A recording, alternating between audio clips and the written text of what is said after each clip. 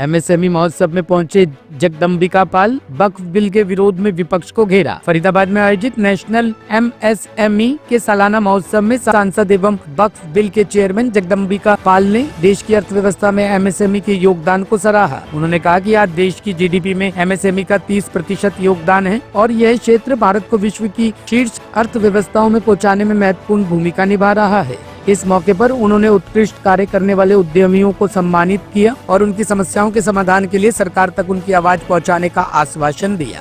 ये all India national MSME महोत्सव इनका है और इसमें आज हमें आकर के खुशी हुई और ये देश में इनका एक देश की जीडीपी भोजन ना शुरू करें तो अच्छा है मेरा देश की जीडीपी में ये 30% कंट्रीब्यूट कर रहे हैं।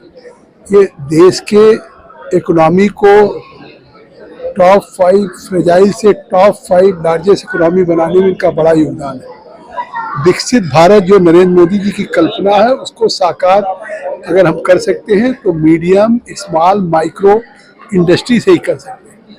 इनकी कठिनाइयां हैं जिसका जिक्र किया लैंड की, इनकी कठिनाइयां हैं जिसका जिक्र इन्होंने किया है और कुछ तो उन कठिनाइयों को मैंने वायदा किया है कि खुद हमारी सरकार नरेंद्र मोदी जी की एमएसएमई में कोविड के बाद जिस तरह से 64 मिलियन यूनिट्स हैं माइक्रो स्मॉल, उसके लिए उन्होंने काफ़ी सुधार किया है। बैंक्स में एमएसएमई की लोनिंग की प्रायोरिटी किया है, एमएसएमई की डिफिनीशन को बदला है।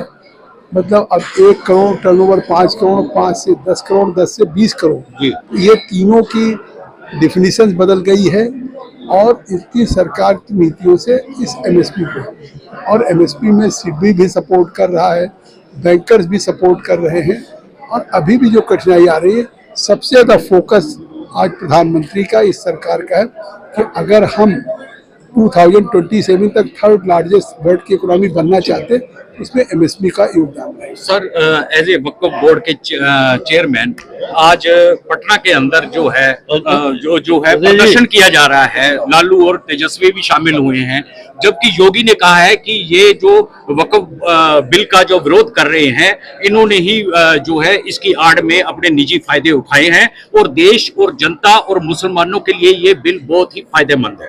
देखिए, all India Muslim personal law board आज जो पटना में प्रदर्शन कर रहा है, मुझे आश्चर्य हो रहा है कि अभी कानून सदन में आया है, अभी उस पर बहस नहीं, पास नहीं हुआ।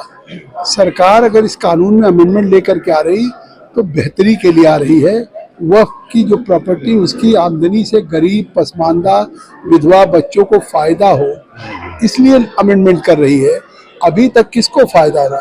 वक्फ की प्रॉपर्टी क्या कोई सरकार या हिंदू बेच रही है?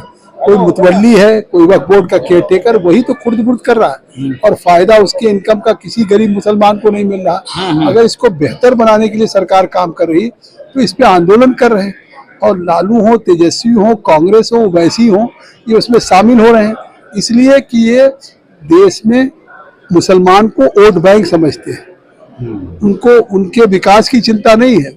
तुष्टीकरण की राजनीति इसलिए कर रहे हैं कि उनका वोट बैंक है। पाँव के नीचे से जमीन खिसक चुकी है जिन नेताओं का आप नाम ले रहे हैं, लेकिन इसके बावजूद वो सोचते हैं कि शायद हमारा अस्तित्व इसी से बचे। ठीक है। टॉप स्टोरी ब्यूरो के लिए फरीदाबाद से संदीप चौहान की रिपोर्ट।